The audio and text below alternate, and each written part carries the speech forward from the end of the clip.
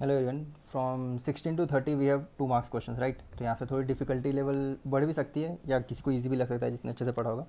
So let's start with the 16 question. Consider the given statement regarding casting. तो casting के बारे में, chills are used to enhance heat transfer. Of course heat transfer के लिए करते हैं, सॉलिडिफिकेशन, डायरेक्शनल सॉलिडिफिकेशन के लिए तो वहाँ पर एनहांस हीट ट्रांसफर होता है, ठीक है। उसी से आपका डायरेक्शनल सॉलिडिफिकेशन आता है।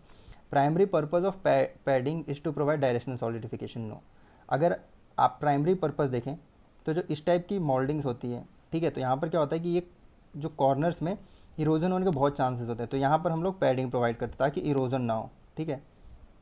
इरोजन से दो चीज़ें हो सकती है। इरोजन से क्या होगा, फर्स्ट तो आपका जो कास्टिंग निकलेगा उसका शेप कॉर्नर्स पे ख़राब होगा। सेकंड, जो इरोजन होकर यहाँ से सैंड नीचे गिरेगा वो भी तो आपके कास्टिंग में आ जाएगा, तो उसके कारण जो डिफेक्ट आएगा, मतलब डिफरेंट डिफरेंट जगहों पे प्रॉपर्टीज़ डिफरेंट हो जाएगी, मैकेनिकल प्रॉपर्टीज जो हमको चाहिए, एंड उसके कारण जो क्रैक्स वगैरह लीड करने के चांसेस काफ़ी ज़्यादा बढ़ जाते हैं। तो सेकंड पॉइंट गलत है। The maximum percentage of material used in moulding sand is clay.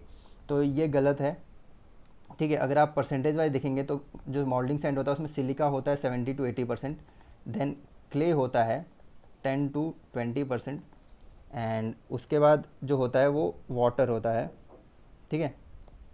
तो वाटर आपका होता है 2 to 8%, एंड देन एडिटिव्स होते हैं 1 to 6%। एडिटिव्स हम इसलिए यूज़ करते हैं जैसे कि आपको सिर्फ आयरन का तो बनाना नहीं होगा, उसके अंदर हम टंगस्टन डाल देते हैं ताकि उसकी मैकेनिकल प्रॉपर्टीज़ वगैरह अच्छी हो। तो इसका 16 का आंसर ए है, ठीक है। 17, थ्रू अ स्टैंडर्ड, 17 का आंसर है, ये है numerical. Through a standard cylindrical specimen 300 centimetre cube of air is, अब क्यूब बोल दिया तो वॉल्यूम ही है, allowed to escape at a given pressure, pressure दे रखा है यहाँ पर ग्राम पर सेंटीमीटर का, for 1 minute and 30 second. What is the permeability number. सबसे फर्स्ट तो परमेबिलिटी होती क्या वो हमें पता होना चाहिए, एंड देन परमेबिलिटी नंबर का फॉर्मूला पता होना चाहिए, ठीक है। इसका डेरिवेशन नहीं पता होना चाहिए क्योंकि मतलब नहीं है। यहाँ पर जो वी होता है वॉल्यूम होता है जो कि दे रखा है, और वो सेंटीमीटर क्यूब में होगा। एच, अब यहाँ पर देखिए बोला है स्टैंडर्ड सिलेंड्रिकल स्पेसिमन। जो स्टैंडर्ड सिलेंड्रिकल स्पेसिमन होता है उसकी हाइट होती है 5.08 सेंटीमीटर, और जो उसका रेडियस होता है वो भी होता है, सॉरी, जो उसका रेडियस होता है, हाँ, वो भी 5.08 सेंटीमीटर होता है, ठीक है। सॉरी, इसका डायमीटर होता है 5.08 सेंटीमीटर, ठीक है। तो अब यहाँ पर आप पुट कर दीजिए। अब हाइट भी सेंटीमीटर में रहेगा, प्रेशर यहाँ पर ग्राम पर सेंटीमीटर स्क्वायर में ही होता है, एरिया भी सेंटीमीटर स्क्वायर में रहेगा, एंड टाइम यहाँ पर मिनट्स में रहेगा। तो जब हम पुट करेंगे तो वॉल्यूम आपका आएगा 3000 इंटू हाइट रहेगा 5.08, प्रेशर आपका दे रखा है 10 ग्राम, एरिया रहेगा पाई/4 डी स्क्वायर, तो 5.08 का स्क्वायर, इंटू टाइम रहेगा 1.5 मिनट, 1 मिनट 30 सेकंड को 1.5 मिनट्स लिख सकते हैं, ठीक है। इसको जब हम सॉल्व करेंगे तो जो आंसर आएगा वो आपका 50.12 आएगा, ठीक है।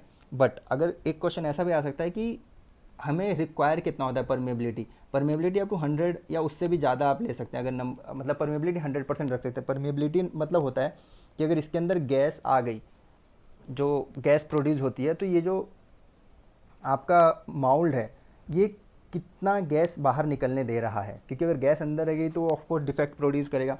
सो गैस कितनी ईजिली बाहर जा रहा है, एक तो मतलब अगर बहुत ज़्यादा टाइम तक हम छोड़ भी नहीं सकते, नहीं तो इन्फाइनाइट टाइम तक छोड़ेंगे तो ऑफकोर्स सब कुछ निकल ही जाएगा, बट एक अगर लिमिट तक हम टाइम में छोड़ें तो कितनी जल्दी वो बाहर निकल रहा है उसको परमेबिलिटी नंबर कह रहे हैं। तो जो ऑप्टिमम होता है वो 60 to 80 होता है। अगर इसके ऊपर आप बढ़ाएंगे परमेबिलिटी को तो उसके बाद वो हार्डनेस एंड स्ट्रेंथ के ऊपर इफेक्ट करता है, जो कि डिक्रीज़ होने लगता है। सो आप देखेंगे कि जैसे जैसे परमेबिलिटी नंबर इंक्रीज़ हो रहा है हार्डनेस एंड स्ट्रेंथ डिक्रीज़ हो रही है, तो वो भी हमें नहीं चाहिए, हमें हार्डनेस स्ट्रेंथ भी चाहिए। सो इसका आंसर यहाँ पर ए है, और कभी कोई पूछे कि कितने के बीच में रखते हैं तो 60 to 80। अब 18th क्वेश्चन है सॉलिडिफिकेशन टाइम ऑफ कास्टिंग। अब ये एक लॉजिकल क्वेश्चन है, इसके लिए जिसने नहीं भी पढ़ रखा वो भी कर सकता है।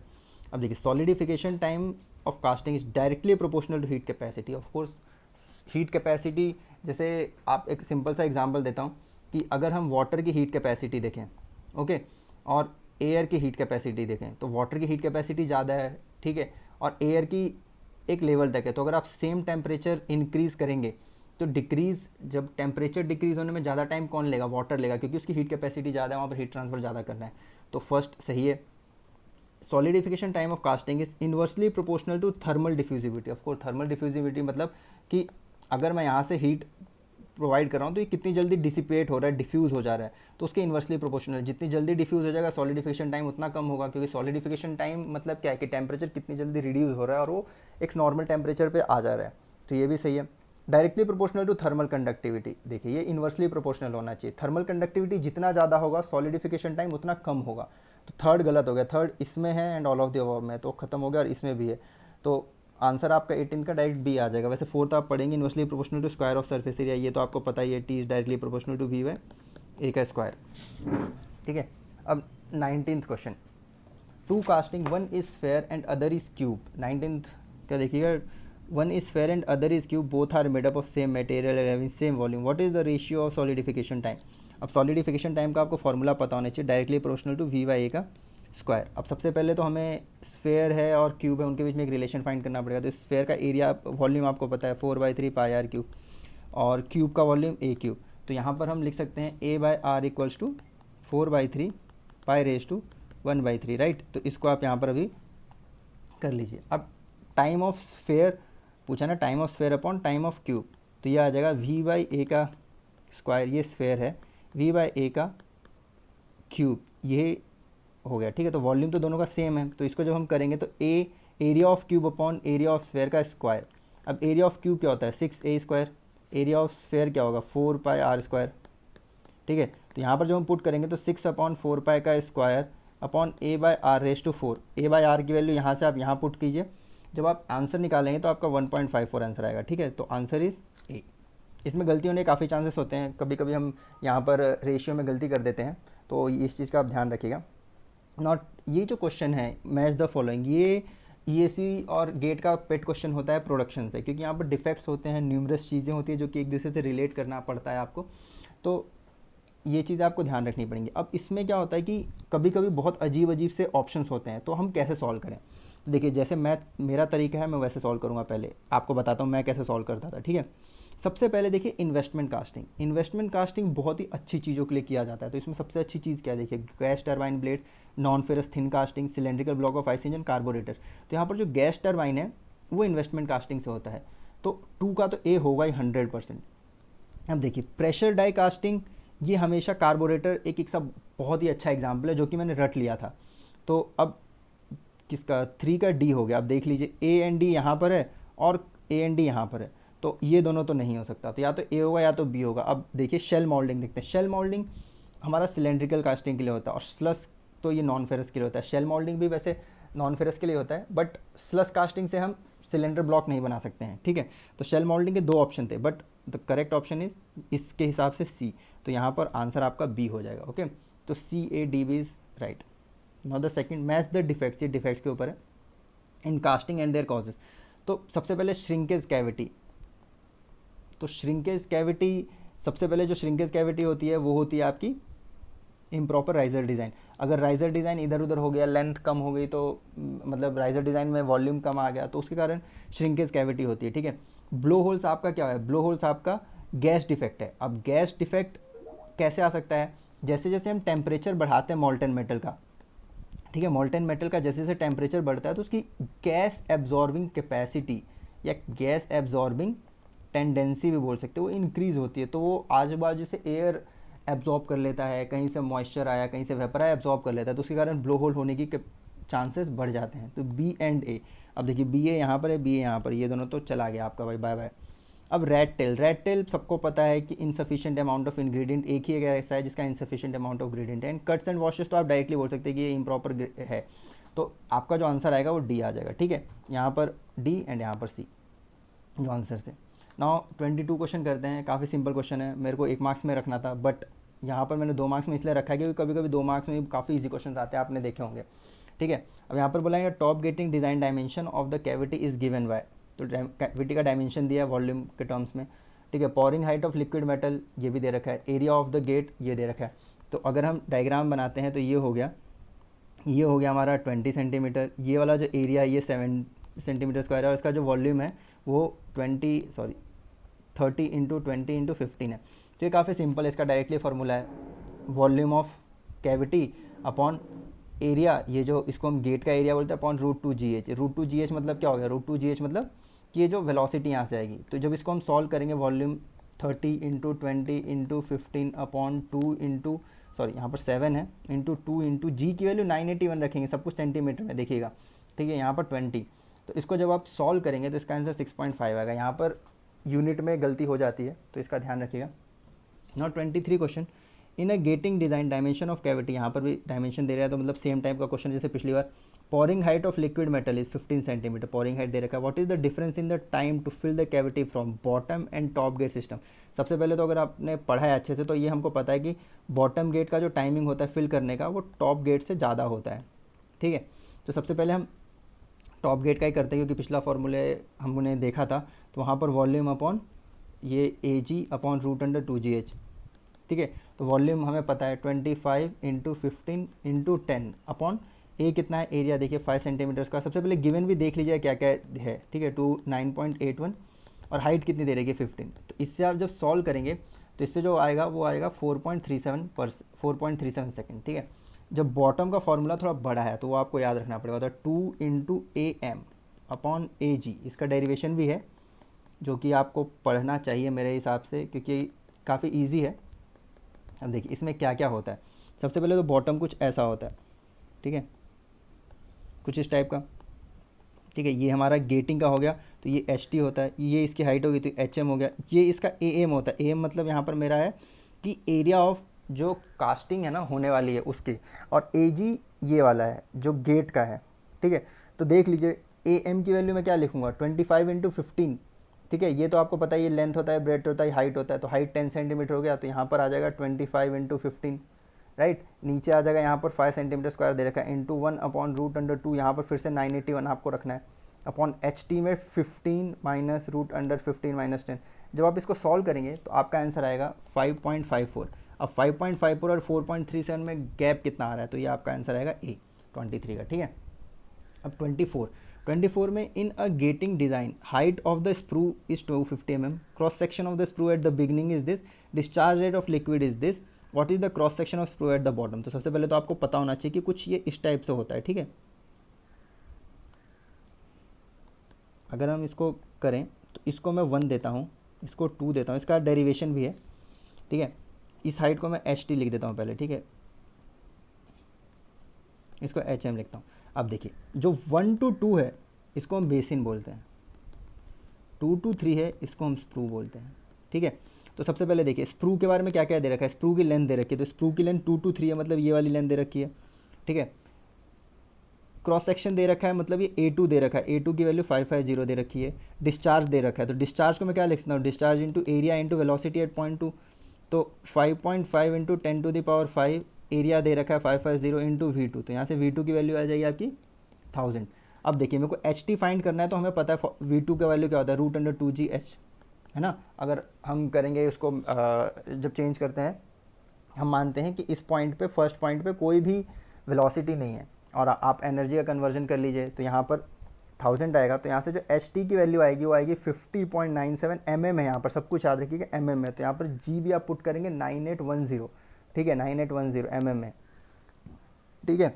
अब एच टी की वैल्यू आ गई, तो एच एम की वैल्यू क्या हो जाएगी 250 प्लस 50.97, तो ये आपका हो जाएगा 300.97 mm, ठीक है। अब A2 और A3 के इसमें रिलेशन है, उसका डेरिवेशन आप पढ़ लीजिएगा, मैं अभी नहीं बता रहा हूँ क्योंकि वीडियो बहुत लंबा हो जाएगा, और we are just following the क्या बोलते हैं सॉल्यूशन। तो ये होता है, ठीक है। इसके अंदर जब आप वैल्यू पुट करेंगे तो A3 की वैल्यू आएगी आपकी 226 के आसपास, तो आंसर आपका बी आ जाएगा, ओके। अब 25, which statement is wrong if water percentage in the moulding sand increases. सबसे पहले तो आपको सबके ग्राफ पता होने चाहिए। परमेबिलिटी का अगर ग्राफ देखेंगे तो कुछ इस टाइप का होता है, ठीक है। तो ये हम देख रहे हैं कि फर्स्ट इंक्रीज देन डिक्रीज, तो permeability of moulding first increase and then decrease, तो ये तो सही हो गया। विच स्टेटमेंट इज रॉन्ग पूछा है, तो ये याद रखिएगा, करेक्ट नहीं कि फर्स्ट सही है तो फर्स्ट ए लगा दिया और चले गए, ये नहीं करना है। Flowability of moulding sand first increases and then decreases, तो फ्लोएबिलिटी का अगर हम देखेंगे तो कुछ इस टाइप का ग्राफ होता है, फर्स्ट डिक्रीजेज देन इंक्रीजेज, तो ये तो गलत हो गया भाई, तो आपका आंसर तो बी हो गया। बाकी सब देख लेते हैं। Grain boundary will become फाइनर, of course जो ग्रेन बाउंड्री सामने होगी जितनी जल्दी कूल होगा, वाटर परसेंटेज जैसे जैसे इंक्रीज़ होगा तो कूलिंग उतनी ज़्यादा होगी, और जितनी फास्ट कूलिंग होती है हमें पता है कि जो ग्रेन्स उतने फाइन होंगे, तो ये स्टेटमेंट सही होगा। There is chances of gas defect, of course जितना ज़्यादा मॉइस्चर होगा उतना ज़्यादा एवोपरेट होगा, उतना ज़्यादा वेपर अंदर आएगा, वेपर अंदर आएगा तो गैस डिफेक्ट के चांसेस बढ़ जाते हैं, तो ये भी सही है। तो आपका आंसर यहाँ पर क्या हो गया, बी। अब 26 है, what is the order of type of grains in casted material when we analyze it from outer surface and then towards inside the casted material?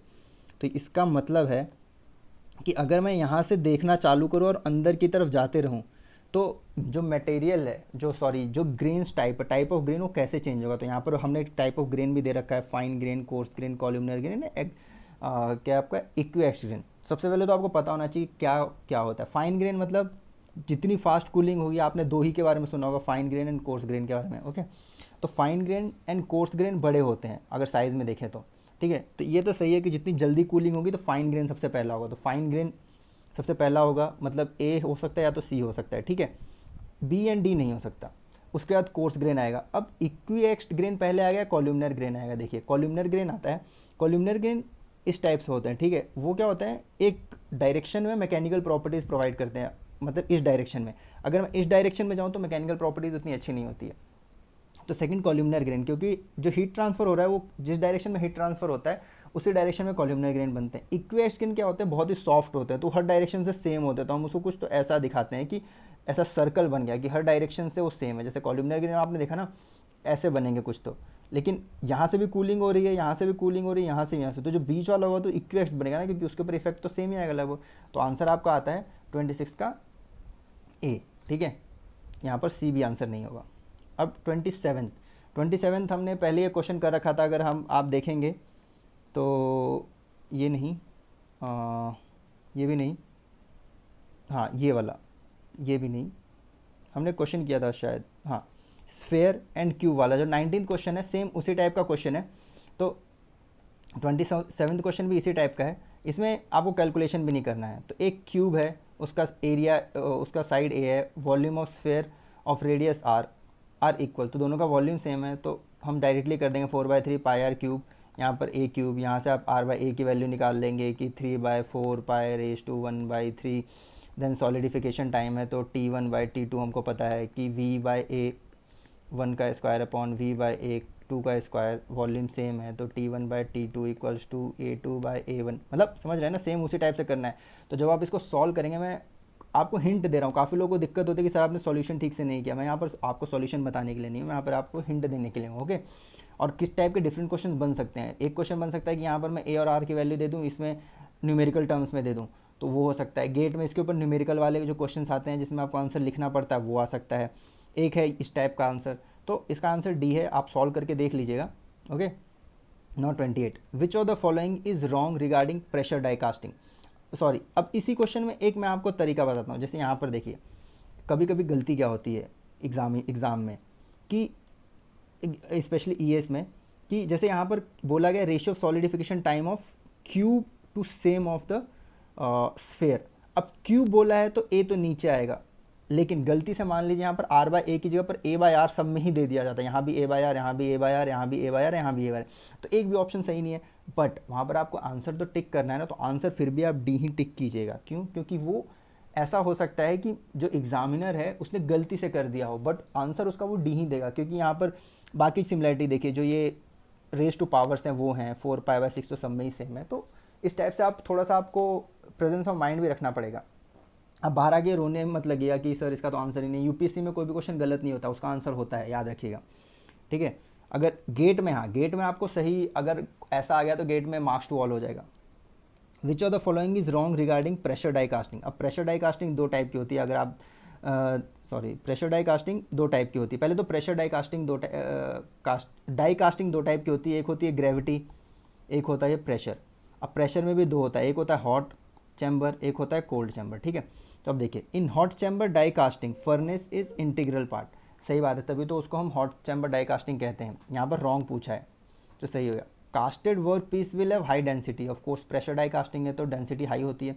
Gas defect is less in pressure die casting, ये सही है, क्योंकि हम जितना ज़्यादा उसको squeeze करते हैं उतना ज़्यादा वो गैस बाहर निकलने के चांसेस होते हैं और गैस अंदर आने की जगह भी कम होती है, ठीक है। क्योंकि बाकी जो सैंड कास्टिंग वगैरह होता है, सैंड मोल्ड एक्सपेंडेबल, उसमें क्या होता है कि साइड से मॉइस्चर कंटेंट आ सकता है, एयर आ सकता है। पर प्रेशर डाई कास्टिंग में क्या होता है कि जो जनरली जो डाई होता है वो हमारा मेटल का होता है, तो नहीं आता है। ये भी सही है। अब आंसर तो डी ही है, लेकिन काफ़ी लोग, अगर मैं एक और डिफ़िकल्ट ऑप्शन दे दूं तो उसमें कंफ्यूज हो जाएंगे। अब देखिए, जो फोर्थ ऑप्शन गलत क्यों है। In hot chamber die casting non ferrous sorry ये मेटल है, METAL, ठीक है, आपके इसमें सही आएगा। Metal like aluminium copper can be casted. देखिए यहाँ पर नॉन फेरस मेटल है, ये तो सही है, लेकिन एल्यूमिनियम कॉपर नहीं होता है। एल्यूमिनियम कॉपर का जो टेम्परेचर होता है काफ़ी हाई होता है। हॉट चैम्बर में जनरली हम लिड एंड जिंक टाइप के मेटल्स होते हैं का यूज़ करते हैं, जिनका टेम्परेचर, मेल्टिंग टेम्परेचर कम होता है। अगर आपको एल्यूमिनियम कॉपर करना है तो इसके लिए आपको cold chamber pressure die casting करना पड़ेगा, ठीक है। तो ये जो गलत ऑप्शन है डी है, तो आंसर भी डी है क्योंकि रॉन्ग ही पूछा है, not 29। Arrange the following, okay, so इसमें 29 क्वेश्चन में बोला क्या, arrange the following in increasing order of the solid shrinkage allowance provided on the pattern for the following metal. So जैसे कि अगर हमें मान लीजिए क्यूब बनाना है, ठीक है, उसका जो साइड है वो 100 mm है, तो अगर मैं पैटर्न जो बनाऊंगा उसका साइड ऑफकोर्स 100 mm से तो ज़्यादा ही होगा, ठीक है। तो यहाँ पर किसका सबसे ज़्यादा होगा, तो अगर इसका एक बार आपको पता होना चाहिए कि जो बिस्मथ है उसके लिए निग्लिजिबल होता है, तो मतलब इंक्रीजिंग ऑर्डर बोला है तो सबसे फर्स्ट बिस्मथ ही आएगा। तो डायरेक्टली अगर जिसको पता है वो डायरेक्टली टिक कर सकता है, ठीक है। ये ऑप्शंस जो हैं मैंने जानबूझ के इस टाइप से दिए हैं कि अगर आपको एक ऑप्शन भी पता है तो आप कर सकते हैं, जनरली ऐसा ही होता है, ठीक है। एक ऑप्शन भी जिसको पता है वो कर सकता है। और जो सबसे मैक्सिमम होता है जिंक या ब्रास का होता है, ठीक है। तो यहाँ पर जिंक दे रखा है तो सबसे फर्स्ट 1 आएगा एंड सबसे लास्ट में 3 आएगा, ये तो अब पता ही चल गया। और उसके बाद आप देख सकते हैं कि 1 2 4 3, तो राइट आंसर इज बी, ठीक है। ये जो ऑप्शन है जानबूझ के मैंने ऐसे बनाए हैं, ठीक है, क्योंकि इस टाइप के ऑप्शन ईएसी में होते हैं। ईएसी में जो क्वेश्चन डिफिकल्ट होते हैं, बहुत ज़्यादा थ्योरेटिकल होते हैं, उसको ऑप्शन आप जरा ध्यान से देखिएगा, एलिमिनेशन से जाइए, okay.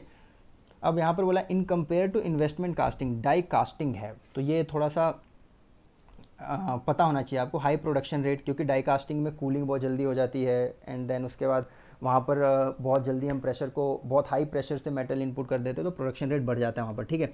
Less complex casting is produce. अब कास्टिंग, इन्वेस्टमेंट कास्टिंग जिस अगर आपने पढ़ा है तो वहाँ पर कॉम्प्लेक्स शेप्स के लिए काफ़ी ज़्यादा फेमस है इन्वेस्टमेंट कास्टिंग। तो ये बात तो सही है कि डाई कास्टिंग में लेस कॉम्प्लेक्स बनता है इन्वेस्टमेंट कास्टिंग के हिसाब से।